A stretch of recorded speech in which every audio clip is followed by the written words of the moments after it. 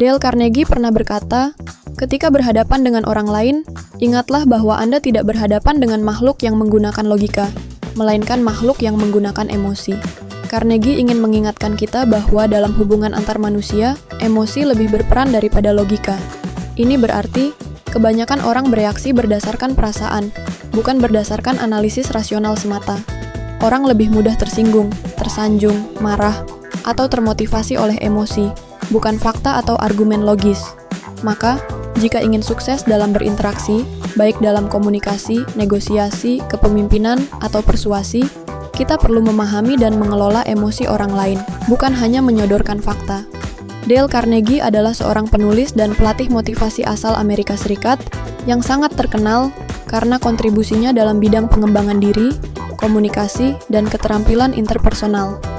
Ia lahir pada 24 November 1848 dan meninggal pada 1 November 1955. Carnegie dikenal luas melalui bukunya yang sangat berpengaruh, How to Win Friends and Influence People di tahun 1926.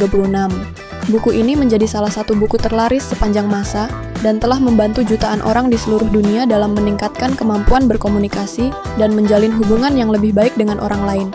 Sahabat Smart Brain yang budiman, dalam hubungan antar manusia, dominasi emosi atas logika memainkan peran penting dalam membentuk cara individu berinteraksi dan bereaksi. Fakta bahwa banyak orang merespons situasi berdasarkan perasaan, bukan pertimbangan rasional, menunjukkan bahwa keputusan, pendapat, dan tindakan seringkali dipengaruhi oleh suasana hati, persepsi pribadi, serta pengalaman emosional masa lalu. Hal ini dapat menjelaskan mengapa konflik kerap terjadi bukan karena substansi masalahnya, melainkan karena cara penyampaian atau interpretasi emosional terhadap situasi tersebut.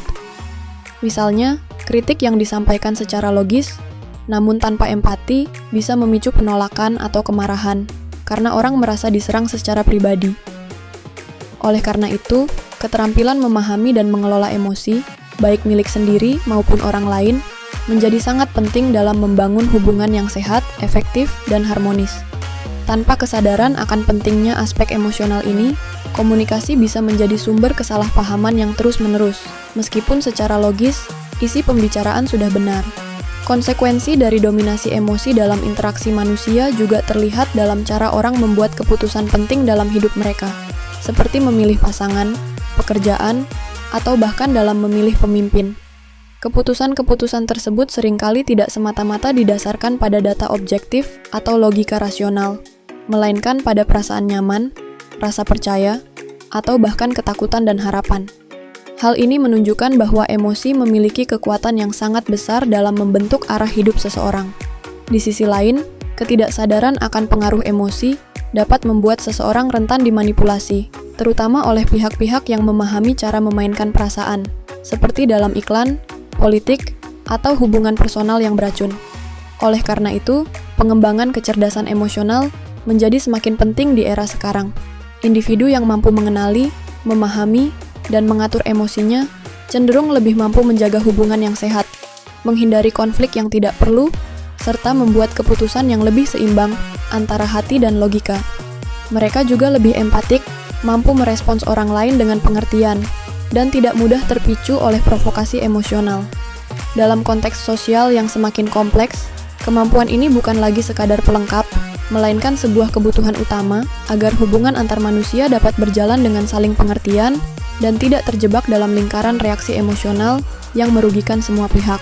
Jadi, kalau kamu ingin mempengaruhi orang lain, sentuh hatinya terlebih dahulu, baru pikirannya. Ingatlah bahwa pengaruh sejati dalam komunikasi tidak dimulai dari logika, melainkan dari emosi. Manusia, secara kodrati, lebih mudah tersentuh oleh perasaan sebelum mereka membuka diri terhadap alasan. Ini karena hati adalah gerbang pertama dalam menerima pesan, sebelum akal terlibat untuk mencerna lebih lanjut. Ketika seseorang merasa dimengerti, dihargai, atau dipedulikan, mereka akan lebih terbuka dan bersedia mendengarkan gagasan atau pendapat kita, sekeras apapun logikanya. Contohnya, dalam dunia kerja, jika seorang atasan ingin menyampaikan kritik kepada bawahannya, akan jauh lebih efektif jika dia terlebih dahulu menunjukkan empati, misalnya dengan mengakui usaha si karyawan dan memahami beban kerjanya. Barulah setelah itu, ia menyampaikan saran atau koreksi secara objektif, Jika pendekatan ini dibalik, dimulai dari logika atau tuntutan tanpa sentuhan emosional, pesan yang disampaikan mungkin akan ditolak, meskipun isinya benar. Hal ini juga berlaku dalam bidang persuasi, penjualan, bahkan dalam menyelesaikan konflik pribadi. Kita tidak akan bisa mengubah pandangan seseorang hanya dengan data atau argumen kuat jika hati mereka belum tersentuh. Maka, kunci keberhasilan dalam memengaruhi bukan hanya pada apa yang disampaikan, tetapi bagaimana dan dengan perasaan apa kita menyampaikannya. Dengan kata lain, emosi menciptakan jembatan, logika menguatkan pijakan. Gabungan keduanya menghasilkan komunikasi yang tidak hanya meyakinkan, tapi juga menyentuh dan bertahan lama. Bagaimana pendapatmu, sobat? Apakah kamu punya pengalaman serupa? Bagaimana sulitnya menghadapi persoalan dengan orang-orang di sekitarmu? Tulis di kolom komentar ya. Bagi kamu yang ingin terus mengikuti perkembangan channel ini, jangan lupa menekan tombol like, subscribe, dan aktifkan lonceng notifikasi ya sayang, supaya kamu nggak ketinggalan video-video seru dari Smart Brain. Akhir kata, Kira dan kru pamit undur diri. Sampai bertemu di video-video selanjutnya.